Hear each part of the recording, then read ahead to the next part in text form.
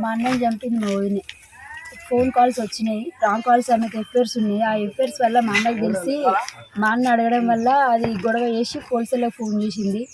వాళ్ళు వచ్చి తిట్టిళ్ళు, అమ్మ వాడు తాగున్నతో ఏందమ్మా నీకు ఎట్లా అవపడతాను, పనుల్లో లెక్క అవపడతానమ్మా అని చెప్పేసి అడిగి కోప్పడి స్నానం పోసి వాళ్ళకి మధ్య తాపించి అని చెప్పి వెళ్ళిపోయారు. వాళ్ళు పోయి ఎంబటి వాళ్ళు స్టేషన్ కూడా పోలేదు, పోకముందుకే వాడిని చంపేసింది. వాడు వాని పిల్లలు నలుగురు, పెద్ద బిడ్డ భార్య చంపిళ్ళు, పిల్లలు ముగ్గురు కాలు చేతులు పట్టుకున్నారు. వాడిని కింద పడేసి చంపేసి మళ్ళీ స్టేషన్కి నేనే చంపేసిన అని చెప్పి కాల్ చేసింది. మా అమ్మ నాన్నకు కూడా హాని ఆమె వల్ల. ఆమె మా ఇంటికి రావద్దు, మా దగ్గర ఉండద్దు, ఆమె పిల్లలకు ఎట్లాంటి శిక్ష పడ్డా మాకైతే మెయిన్ ఇంపార్టెంట్ వాళ్ళకి శిక్ష పడాలి. మాకు బయటికి రావాల్సిన అవసరమే లేదు, మేము బయటికి తేవద్దు.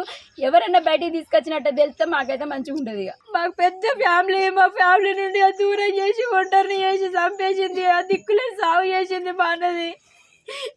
మా అన్న 10 నెలలు ఇక్కడ ఊర్లు ఉండక పండుగకి కూడా రానియలేదు. అది ఎందుకో పిల్లల్ని చూద్దామని వచ్చినందుకు అది వాడిని చంపేసింది. ఎఫ్ఐఆర్లు ఉంచుకొని ఆ ఎఫ్ఐఆర్తో ఉంటుందో ఎక్కడ ఉంటుందో మాకు సంబంధం లేదు, కానీ మా ఇంటికైతే రావద్దు, దానికైతే శిక్ష పడాలి, దాని పిల్లలకి శిక్ష పడాలి. ఆ పిల్లలు కూడా మాకొద్దు.